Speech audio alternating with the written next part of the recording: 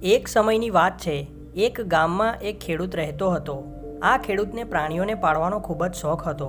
એની પાસે પહેલાંથી જ ઘણી બધી ભેંસો હતી, જેનું દૂધ વેચીને પોતાનું ઘર ચલાવતો હતો। તો હવે બન્યું એવું કે એક દિવસ એણે પોતાના ઘરમાં વાંદરો અને સસલુંને પણ પાળ્યા।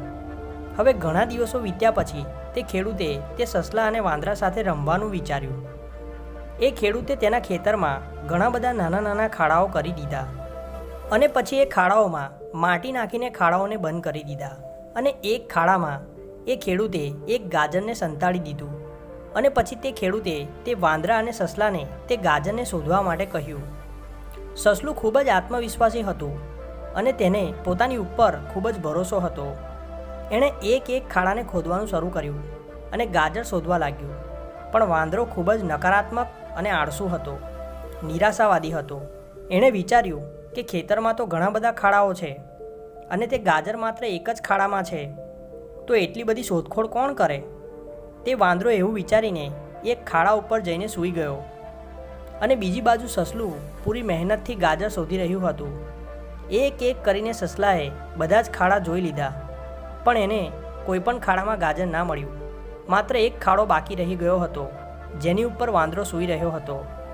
હવે સસલું વાંદરા પાસે જાય છે અને તેને એ ખાડા ઉપરથી ઉઠવા માટે કહે છે। જેવો વાંદરો તે ખાડા ઉપરથી ઉઠે છે, સસલું ખાડો ખોદીને ગાજર બહાર કાઢી લે છે અને લઈ જઈને પોતાના માલિકને આપી દે છે।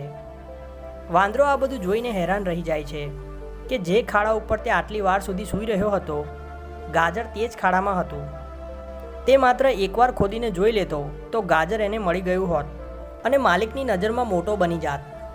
આ બધું વિચારીને પોતાની કરણી પર પસ્તાઈ રહ્યો હતો। મિત્રો, આ વાર્તામાંથી આપણને 3 ખૂબ જ મોટી શીખ મળે છે। પહેલી શીખ કે ક્યારેય આપણે આપણા કામ પ્રત્યે નિરાશાવાદી વિચાર ના રાખવા જોઈએ। જેવું તે વાંદરાએ વિચાર્યું કે આટલા બધા ખાડા છે અને ગાજર કયા ખાડામાં છે તે ખબર નથી, એવું જ વિચારીને તે કામને તેને પોતાના માટે ખૂબ જ મોટું બનાવી દીધું। અને બીજી શીખ આપણને આ વાર્તામાંથી એ મળે છે કે આપણે કોશિશ તો કરવી જ જોઈએ, કેમ કે આપણે જ્યાં સુધી કોશિશ નહીં કરીએ, કિસ્મત પણ આપણો સાથ નહીં આપે।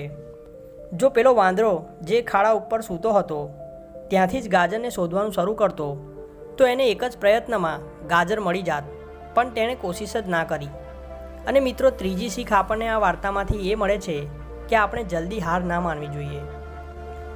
હવે આપણને એ નથી ખબર કે કયા વર્ષમાં આપણને આપણા કામમાં સફળતા મળશે। તે આ વર્ષ પણ હોઈ શકે છે, આવતું વર્ષ કે પછી 3 વર્ષ પછી, પણ આપણને સફળતા ત્યારે જ મળશે જ્યારે આપણે સકારાત્મક વિચારો રાખીને કોશિશ કરતા રહીશું અને હાર નહીં માનીશું। તો મિત્રો, તમને આ વાર્તા કેવી લાગી? કમેન્ટ કરીને જરૂર જણાવો। વિડીયો ગમે હોય તો લાઇક કરો, ચેનલ પર જો નવા હોય તો ચેનલને સબસ્ક્રાઈબ કરીને બાજુમાં આપેલ બેલ આઇકોનને પણ જરૂર દબાવી દેજો। વિડીયોને વધુમાં વધુ લોકો સાથે શેર કરો। આપણે મળીશું આવા જ એક નવા વિડીયો સાથે। ત્યાં સુધી મસ્ત રહો, ખુશ રહો। વિડીયો જોવા બદલ ખૂબ ખૂબ આભાર।